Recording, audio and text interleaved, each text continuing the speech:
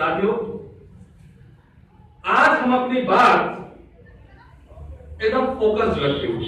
बहुत ज्यादा जिग-जैग बहुत सारा इश्यूज को नहीं मिलाऊंगा। आज हम 2 खंडों में अपनी बात रखेंगे।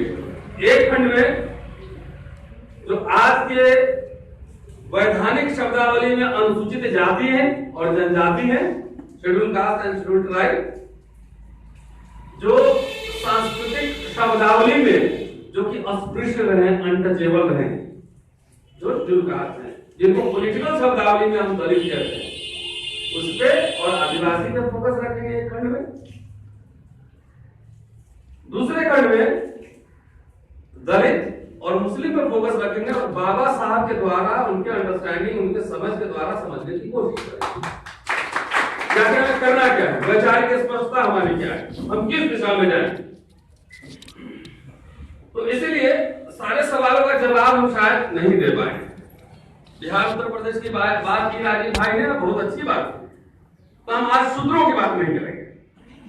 शूद्र आप समझते हैं ना, जो आजकल शूद्र की कुछ दबंग परिवारों की, पूरी जातियों की नहीं, बिहार उत्तर प्रदेश में परिवारों का राज है। वो शूद्र है बेसिकली, वो कॉन्स्टिट्यूशनल टर्मिनोलॉजी ओबीसी डालती है। ओबीसी ये कोई सामाजिक सांस्कृतिक शब्दावली नहीं है। ओबीसी एक संवैधानिक शब्दावली है, कॉन्स्टिट्यूशनल शब्दावली है। उनको शूद्र कहने में अपने आप को शर्म आती है, इसलिए वो गर्व से ओबीसी कहते हैं। कई बार कुछ और भी बोलेंगे, हम डिटेल्स में नहीं जाना। तो आज हम शूद्रों की बात नहीं करेंगे, क्योंकि शूद्र का चरित्र हम समझ चुके हैं पिछले 30 वर्ष में कि करते क्या है। और ये भी समीक्षा थोड़ा सा हम कर लेंगे कि बिहार में खास तौर से जो बैच 77 समाजवाद के आंदोलन से निकले हुए जो लोग हैं, बैच 77 में कह रहा हूं, और नाम और पार्टी बोलेंगे और सब भी बोल दूंगा। जयप्रकाश जी का कर्पूरी जी का जो वही आंदोलन था क्या, जो आप कर रहे हैं, सबके संपत्ति, सबके मकान में कितने पैसे खर्च हो रहे हैं, कौन कौन सी बात कर रहा है, इन सब की समीक्षा करनी जरूरी है। बुरा बात साफ कर रहे थे ना, सबने वोट दे दिया, तो 40 साल बनाम 30 साल तो आपका भी होगा, तो आपकी समीक्षा कौन करेगा? हम ही लोग करेंगे और कौन करेंगे? डेमोक्रेसी में लोग ज्यादा इंपॉर्टेंट है, हम ही लोग करेंगे। तो आज उनकी बात छोड़ देते हैं और जो हम बोलेंगे उससे आप समझ जाएंगे आखिर हम कहना क्या चाहते हैं। बहरहाल माहौल कुछ गंभीर है और बाबा साहब के बारे में बोलना है, तो मैंने सोचा था कुछ 2-4 पंक्तियां शेर के साथ शुरू करें। राजीव भाई का भी हौसला बढ़ेगा और इधर हमारे रिंकू भाई हैं और मुकेश भाई सारे साथी बैठे हैं, हौसला बढ़ेगा। तो कुछ इस तरह से कि ये शायद बाबा साहब की परंपरा के जो लोग हैं, चाहे क्रांतिकारियों की जो परंपरा के लोग हैं, उस बात को समझ पाएंगे। मुझको जालिम का तरफदार नहीं कह सकते, मुझको जालिम का तरफदार नहीं लिख सकते, कम से कम मुझे लाचार नहीं लिख सकते,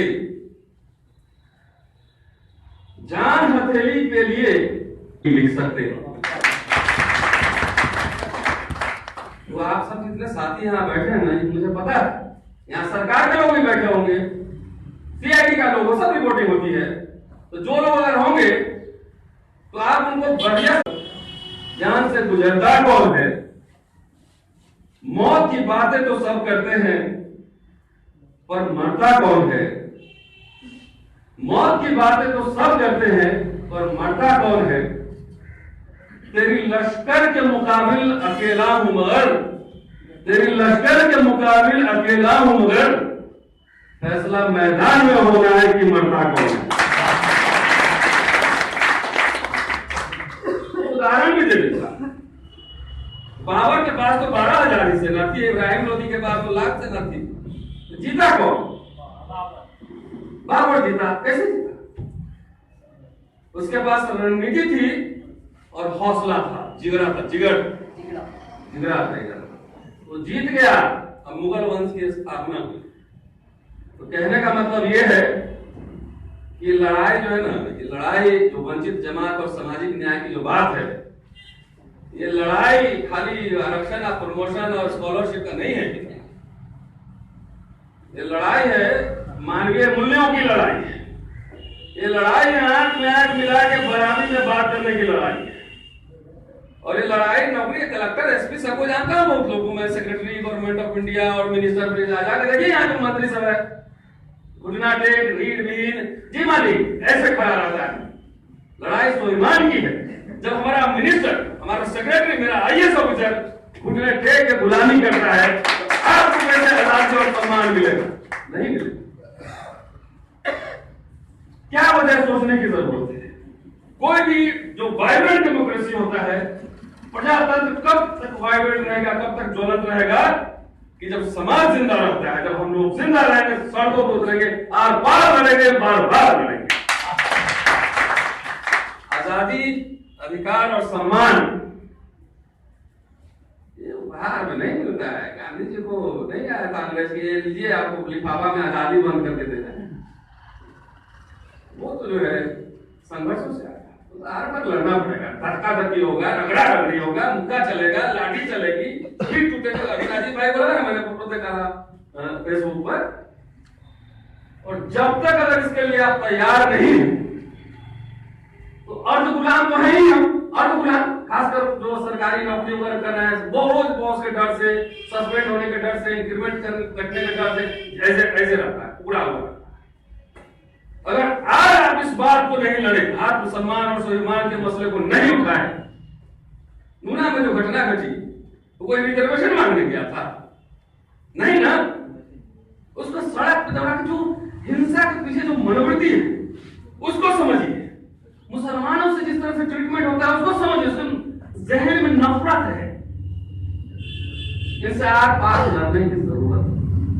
कौन सी मनोवृत्ति है जो स्कूल में पढ़ने वाले बच्चे को मुजफ्फरपुर में और उसको रोज हर हफ्ते पीटता है, मुंह पे थूक देता है?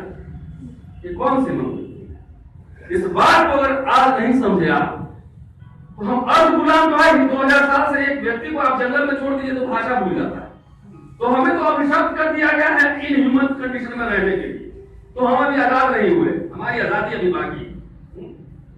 तो आज नहीं लड़े तो आपकी नस्लें गुलाम पैदा होंगी, नस्लें। तैयार हो जाइए इसके लिए, शहादत के लिए तैयार होगी और देखते हैं कि सरकार के लाठियों में कितना दम है। मैंने बीच में बात छूट गई कि जो भी यहाँ पे सीआईडी के साथ ही सरकार के नुमाइंदे होंगे उनको जाकर बढ़िया से बोल दीजिए इस बात। जब ब्रिटिश हुकूमत जहां सूरज का अस्त नहीं होता था, उसका जब अंत हो सकता है, तो आपको हम जानते हैं कि आप कितना डरपोक है। 4 महीने भाग करना तो रोने लगता है कि सरकार नहीं गिर जाए। आप तो इतने डरपोक हैं, जिस दिन आवाम जग गई, जिस दिन आवाम सड़कों पे आ गई, मुझे पता है आप कहां मिलेंगे, आपका एड्रेस मुझे पता है। तो साथियों, इस लड़ाई, इस मुहिम को अभी हम लोग विचार मंथन की प्रक्रिया में, हमारे पास कोई फॉर्मूला नहीं, हमारे पास कोई रेडीमेड सॉल्यूशन नहीं है। लेकिन सॉल्यूशन तो ये जरूर है कि हम लोग बिहार के हर शहरों में, हर जिला मुख्यालयों में चले और खासकर जिन 3 कैटेगरी का मैंने बात किया है, जो वंचित जमात है, जो सबसे हाशिए पे है, मुसलमान, दलित, अधिक पिछड़, इनको तो कम से उनसे बात करें। अगर आप सर्वेक्षण करेंगे, राजीव भाई ने अखिलेश सरकार की और लालू जी की और नीतीश कुमार सरकार की सर्वेक्षण आपके सामने पेश किया,